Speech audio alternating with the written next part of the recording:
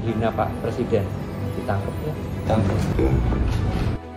Enggak, maksudnya Gimana nih reaksi kalian saat nonton debat ketiga pemilihan calon presiden? Pastinya udah makin mantap dong sama pilihan, atau malah pengen berputar haluan? Makin konsisten sama pilihan karena udah merasa cocok sama visi misinya, atau bimbang karena performa debat masing-masing calon yang kurang sreg ya. Performa masing-masing yang ditampilkan para calon presiden tentu banyak menuai reaksi pujian sampai pada kritikan. Dengan karakter khas ketiga pasangan calon, apakah karakter tersebut juga turun pada anak-anak mereka? Namun kali ini kita akan melihat performa Kaesang dalam tiap wawancara. Apakah sama seperti kakaknya Gibran Rakabuming Raka yang menjadi wakil presiden nomor urut 2? Calon wakil presiden nomor urut 2. Sebelum itu, Kaesang menanggapi pernyataan Ketua DPC PDIP Solo, FX Hadi Rudiatmo. Beliau merasa heran jika Iriana, istri Joko Widodo, disebut kecewa dengan sebutan petugas partai terhadap Presiden Joko Widodo. Pernyataan tersebut juga dibarengi dengan FX Rudi yang singgung rumah tangga Jokowi Iriana. Respon santai pun dikeluarkan oleh Kaesang. Dia mengatakan ke para wartawan bahwa permasalahan tersebut nggak perlu diurus atau dibesar-besarkan. Lanjutnya, yang seperti itu nggak usah diurusin. Kayak gitu, udahlah orang kayak gitu nggak usah diurusin, nggak usah ini. Posisinya kini yang menjabat sebagai Ketua Umum Partai PSI secara spontan dengan mudah masuk ke ranah politik sang ayah. Hal ini pun disampaikan saat ia menjawab pertanyaan mengenai kapan dirinya akan berkunjung ke Jokowi usai dirinya menggantikan Giring Ganesa sebagai Ketua Umum PSI. Menurutnya, langkah ini dapat ditempuh lewat jalur belakang, pun lewat jalur resmi juga bisa. Jawabannya diiringi dengan gelak tawa di ruangan tersebut. Tapi tetap kami akan berencana untuk sowan dengan beliau bersama teman-teman PSI dengan semua pengurus.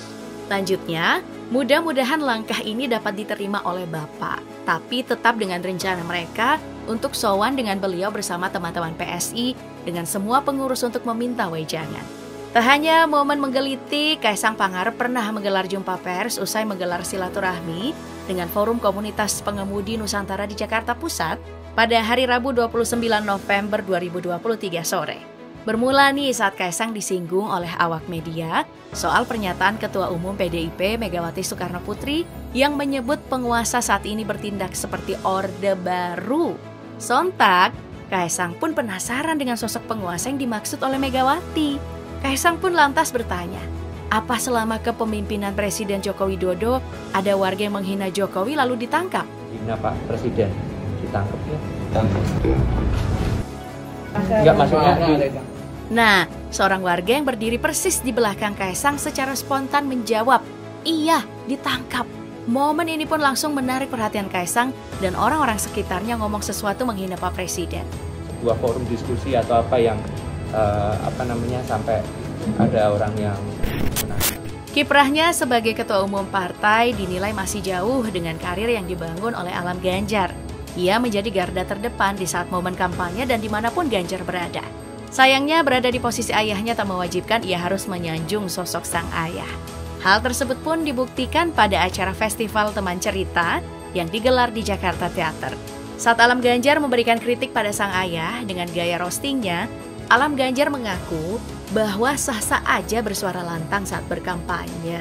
Namun harus juga dibarengin dengan pengalaman kepemimpinan dan hasil survei yang nyata.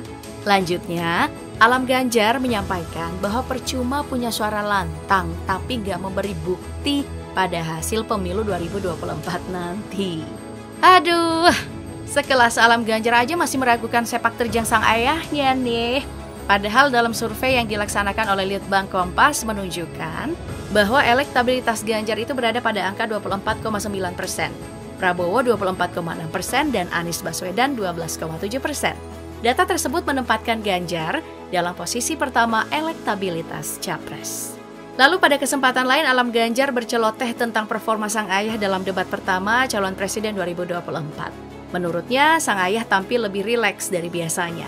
Alam bahkan ngomong kalau hasil dari performa retorika Ganjar cukup bagus dan merupakan hasil belajar yang ia berikan semalam sebelum debat esok hari. Tak hanya itu, Alam tak terlalu menanggapi tentang emosi Ganjar yang kerap terpancing karena pertanyaan-pertanyaan sensitif yang dilontarkan oleh para pasangan calon lain. Alam mengaku tak melihat ekspresi atau mimik wajah Ganjar secara jelas karena posisi duduknya yang berada di belakang. Lebih lanjut, dari segi bahasa tubuh dan intonasi saat debat sudah cukup oke, kata Alam Ganjar. Kaisang dalam beberapa kesempatan wawancara lebih memilih untuk berada di zona aman ketika menjawab pertanyaan wartawan. Sedangkan yang terjadi pada Alam Ganjar, ia terlihat santai dan lebih ekspresif dalam menjawab pertanyaan awak media. Sang ayah Anies Baswedan dan Ganjar Pranowo menjadi rival pada pemilihan presiden 2024 nanti. Akan tetapi hal ini tak menjadi penghalang bagi Alam Ganjar dan Mutiara Baswedan untuk menjalin pertemanan. Mereka berdua kerap kali dijumpai sedang dalam satu acara dan terlihat kompak. Momen ini dibuktikan saat mereka berada di acara yang bertajuk Mikir Santai Playday 2023. Mutiara terlihat ceria dengan kaos merah murah yang dipakai. Dia terlihat tenang menjawab pertanyaan wartawan. Katanya, mereka berdua santai dalam pertemanan yang terjalin. Kompetisi nggak berarti harus musuhan. Bagi Mutiara, kompetisi itu ketawa bareng-bareng. Juga terus mereka menyempatkan untuk berbincang di dalam sebuah ruangan. Ya, kalau yang ini kita sepakat ya, emang harus kompak sih. Bisa aja kan nantinya mereka punya project bareng dan memanfaatkan privilege mereka agar bisa mewakili suara Gen Z. Ada lagi nih dari Mutiara Baswedan, anak dari calon presiden nomor urut 1, Anies Baswedan. Mutiara tampil dengan percaya diri melontarkan tanggapannya mengenai pasal karet Undang-Undang ITE.